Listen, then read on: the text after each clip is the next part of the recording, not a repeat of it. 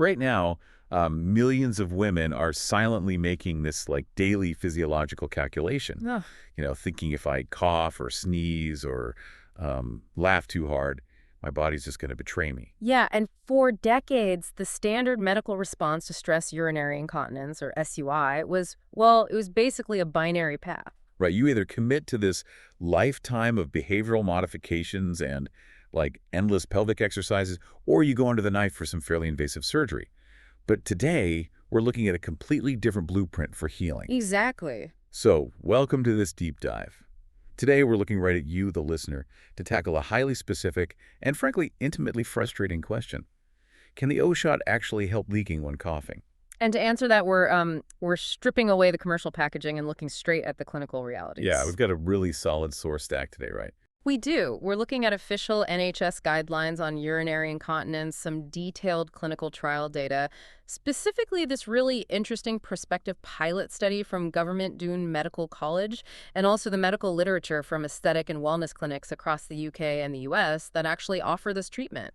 Right, and just looking at those NHS guidelines, it's striking that their entire first-line defense against SUI is essentially just behavioral modification. Right. They're basically treating a physical structural symptom by asking you to completely alter your lifestyle. Yeah, like swapping your high-impact workouts for Pilates Yeah. and prescribing months and months of daily pelvic floor drills. I mean, it assumes you have the time, energy, and frankly, the physiological baseline to out-train a structural deficit. Exactly, because clinically SUI is just the involuntary leakage of urine when intra-abdominal pressure overrides your urethral resistance. Meaning when you squeeze the area too hard. Right. The underlying physiology is that your bladder, neck, and urethra rest on this supportive hammock of pelvic floor muscles and connective tissue. Okay, I like the hammock visual. Yeah.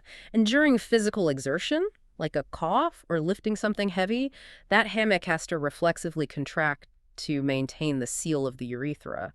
But when things like childbirth trauma or, estrogen depletion during menopause or just chronic strain degrades that tissue, the resistance just fails. So it's like a water balloon with a weakened knot. The second you squeeze the balloon, which is the pressure from the cough water, escapes because the knot just can't hold the pressure anymore. That is exactly what's happening. The downward pressure just forces the valve open. So the NHS explicitly recommends this technique they call the neck. Wait, Whi- right, the neck. Yeah, it involves consciously bracing and contracting your pelvic floor immediately before coughing or sneezing, which the regimen requires these quick squeezes and sustained holds, starting at 2 seconds and building up to 10 seconds, literally repeated multiple times throughout the day. Which is intense, though the literature does note this physiotherapy cures or significantly improves SUI for about 2 out of 3 women. Right, which is a solid efficacy rate for something non-invasive. But the friction comes from the timeline, right? And the non-responders. Precisely. Achieving that structural improvement requires unyielding daily perseverance for a minimum of 4 months. And naturally, compliance drops off. People get busy. Yeah, who has time to do 10-second pelvic holds 10 times a day for 4 months? Exactly. And for that remaining 1/3 of women, the connective tissue degradation is just too severe for muscle training alone to bridge the gap. The actual collagen and vascular networks have just thinned out too much. Exactly. The foundation is gone. So if 4 months of daily muscle holds is the physiological wall most patients hit, it explains why clinical attention shifted, right? From trying to strengthen the surrounding muscles externally to like regenerating the specific tissues internally. Right. Which brings us to the clinical intervention of the O-shot. Officially the orgasm shot, or I've seen it called the orchid shot sometimes too, right? Yes. And instead of synthetic drugs, it uses autologous therapy, specifically platelet-rich plasma, or PRP, drawn directly from your own body. Right. The transition from physical therapy to regenerative medicine, it really hinges on leveraging the body's own healing mechanisms. So logistically, how does this work? The sources say it takes about 30 to 45 minutes in a clinic. Yeah, it's pretty quick. They take a standard blood draw from your arm. Then that whole blood is placed into an FDA-approved centrifuge, which spins at these very specific gravitational To forces. separate the components. Exactly. The goal is to separate the red and white blood cells from the plasma, and specifically to isolate and concentrate the platelets into this golden serum. Okay, and then that highly concentrated PRP is injected into targeted areas of the anterior vaginal wall, the clitoral complex, and the periurethral tissue, which is the area immediately surrounding the urethra. But I have to push back here on the reality of this for the patient. Okay, what's the concern? Well, we are talking about introducing needles into literally some of the most highly innervated nerve-dense tissue in the human anatomy. I mean, the clitoris alone has thousands of nerve endings. The anxiety about the pain profile here must just be a huge barrier to entry. Oh, absolutely. And the provider literature and patient reports aggressively address that exact concern. The protocol actually mandates the application of a medical-grade, highly concentrated topical numbing cream. Over the whole area. Yes, to the entire treatment area prior to any injection. The localized anesthesia is robust enough that patients typically report just a mild sensation of pressure or maybe some warmth rather than, sharp, agonizing pain. Okay, that's reassuring. And the lack of a recovery period is a major selling point in the clinic sources, too. They say there's zero downtime, like patients return to work immediately and are medically cleared to resume sexual activity the exact same day. Yeah, it's basically a lunch break procedure. But I want to elevate the discussion past just the logistics for a second. We need to dissect the actual biochemical mechanism here. Okay, let's get into the science. Right, because we're taking concentrated platelets from the arm and depositing them near the urethra. What is the actual cellular sequence of events that translates, this plasma into a structural barrier against coughing? Well, platelets are frequently misunderstood. People just think of them as the cellular components responsible for clotting blood. Right, like when you get a paper cut. Exactly. But in regenerative medicine, their real value is that they're essentially localized reservoirs of bioactive proteins. When these concentrated platelets are injected into that periurethral tissue, the mechanical action of the injection itself, plus the interaction with the local tissue, causes them to activate. And that activation does what? It leads to the degranulation of their alpha granules. Ah, and those alpha granules are what release the growth factors. We're talking about platelet-derived growth factor, vascular endothelial growth factor, and transforming growth factor beta, just flooding that local environment. Precisely. This massive localized release of growth factors acts as a highly specific chemical signaling cascade. Like sending out a distress signal to the body. Yes. It recruits mesenchymal stem cells to the area and stimulates local fibroblasts. And over the course of the next few weeks, those fibroblasts synthesize brand new type I collagen and elastin. Oh. Simultaneously, that vascular endothelial growth factor triggers angiogenesis, which is the formation of entirely new blood vessels. Which completely reframes the mechanism of action here. Because, rather than injecting a synthetic filler to just narrow the urethral opening by taking up physical space, the PRP is instructing the extracellular matrix to rebuild itself. Exactly. It's biological repair, not just a physical block. So if the pelvic floor is a sagging brick wall, PRP isn't just patching a crack with some hydrogel. It's actually signaling the body to manufacture fresh mortar and stronger bricks right where the wall is weakest. That's a perfect analogy.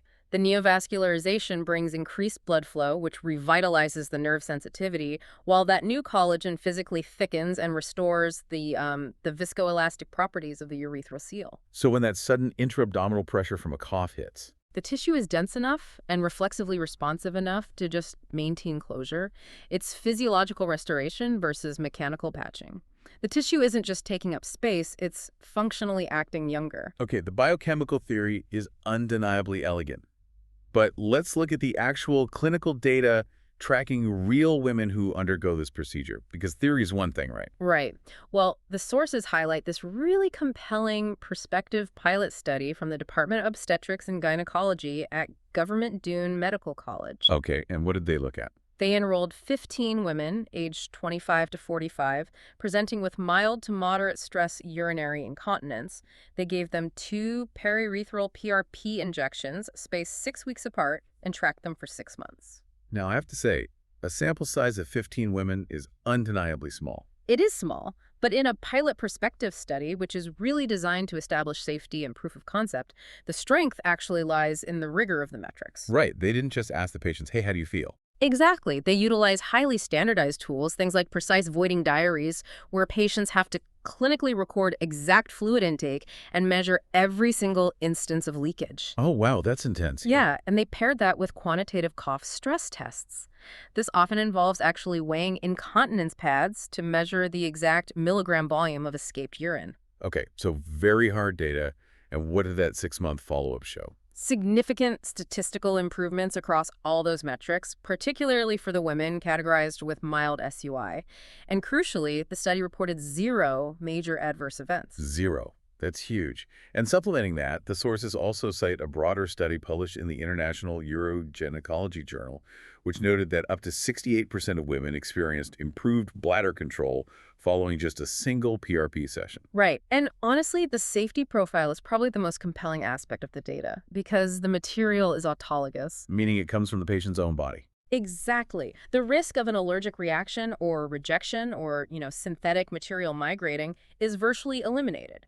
The primary side effects documented are just transient things. Like temporary spotting or mild localized swelling. Yeah, or maybe minor irritation at the injection site, which usually resolves within days. Now, to truly weigh the value of this procedure, we have to contrast it against the realities of the established standard of care alternatives. Because this isn't cheap. The clinic sources list the O-shot at approximately £1,500 in the UK, or between $1,000 and $2,000 per session in the US. Yeah, it's a significant out-of-pocket expense. Right, and as a regenerative or elective procedure, insurance coverage is incredibly rare. Furthermore, neocollagenesis isn't permanent. As the body continues to age, that regenerated tissue will eventually degrade again. Which gives the O-shot a functional half-life of roughly 12 to 18 months before a maintenance injection is required. So paying out of pocket every year and a half, that is a massive hurdle when NHS or insurance-covered surgeries exist for free or for a standard copay. It is.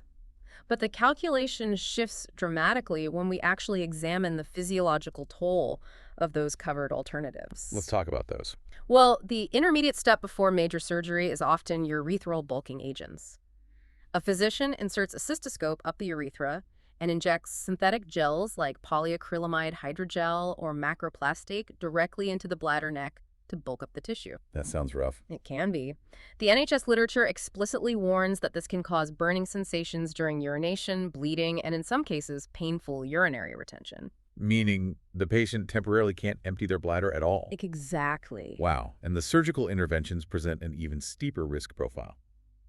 Because like mid-urethral slings involve utilizing synthetic mesh or the patient's own fascial tissue to physically suspend the urethra. Right, which requires general anesthesia and incisions in the vagina and abdomen. And it carries risks of mesh erosion, chronic pelvic pain, and long-term voiding difficulties. I mean, the mesh controversies alone are terrifying.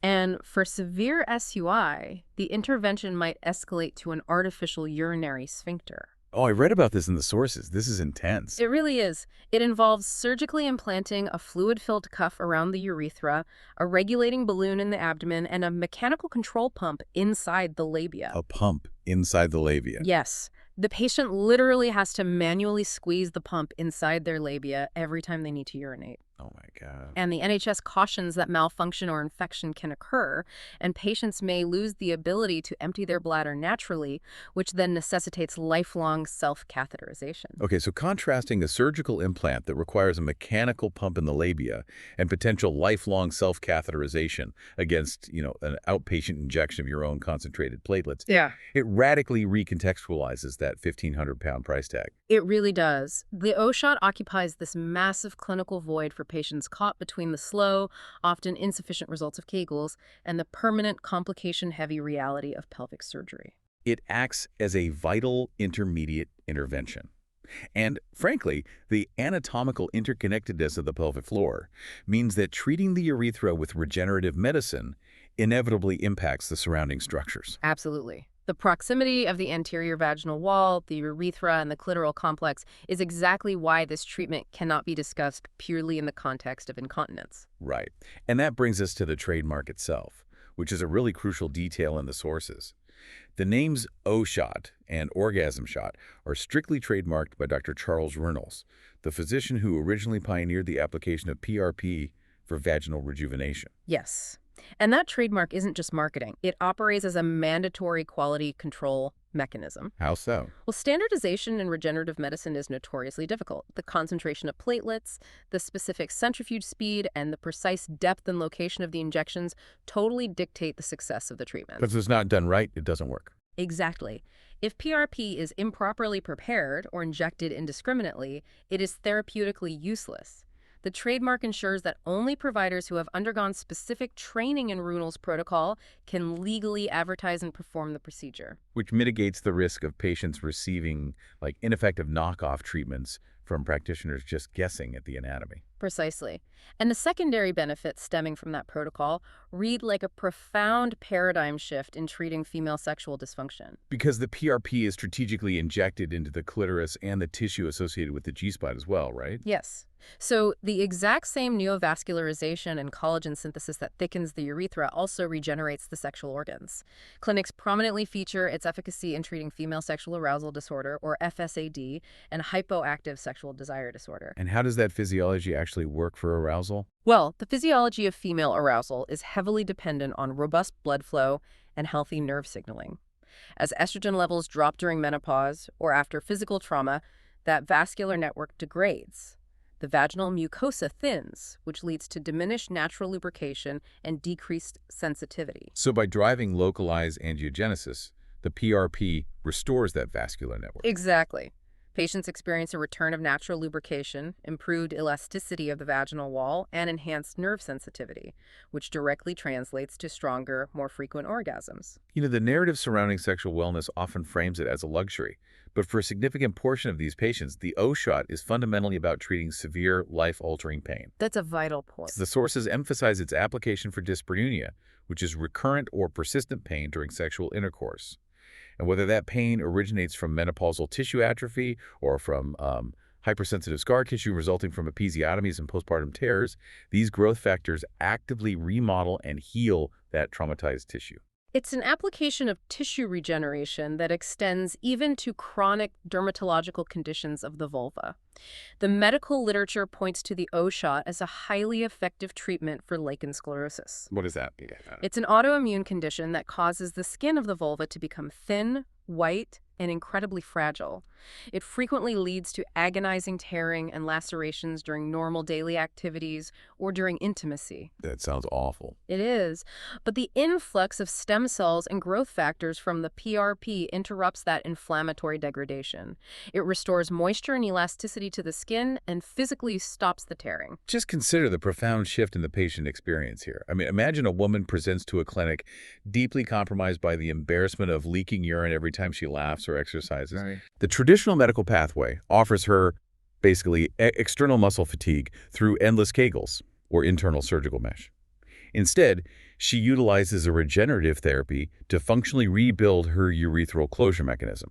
And the systemic side effect of this localized treatment isn't nausea or weight gain or a loss of libido, which is what you typically get with pharmaceuticals. No, the side effect is the exact opposite. Right. The side effect is the complete cessation of pain during intimacy Yeah. and the revitalization of her sexual response. Yeah. It is a rare instance of a medical intervention cascading upward into total physiological enhancement rather than just symptom management. It really is. We are witnessing a transition from the management of inevitable decline to the active restoration of baseline function. The clinical data and the underlying biochemistry confirm that autologous plasma is a remarkably powerful tool for rebuilding the structural integrity and nerve sensitivity of the female pelvic floor. So, to definitively answer our core mission today, yes, the O-shot presents a biologically sound, clinically supported method for treating the leaking associated with coughing. By isolating the growth factors inherent in your own blood and utilizing them to trigger neocollagenesis and an angiogenesis, it offers a minimally invasive alternative that repairs the mechanical failure at the bladder neck while simultaneously addressing the quiet epidemic of female sexual pain and dysfunction. It's incredible. And really, the efficacy of the O-shot leaves us standing at the edge of a much larger, inherently disruptive conversation about the future of healthcare. What do you mean? Well, we have built an entire global medical infrastructure around the discovery, synthesis, and patenting of external chemical compounds to treat our failing bodies. Right, that's literally the foundation of the modern pharmaceutical industry. Exactly. Yet here's a procedure proving that the most precise blueprints, the most potent growth factors, and the ultimate raw materials needed to reverse tissue degeneration and restore complex nerve function are already circulating inside our own veins. If a simple centrifuge can extract a highly effective treatment for incontinence and sexual dysfunction from our own blood, it begs a massive structural question. How does the traditional, patent-driven medical industrial complex adapt to a future where the most powerful therapeutic agent on the market cannot be patented, synthesized, or sold back to us simply because we already own it. Oh, man. It points to a future where the pharmacy is replaced by the centrifuge and the ultimate cure was flowing through us all along. Thanks for taking this deep dive with us. Until next time.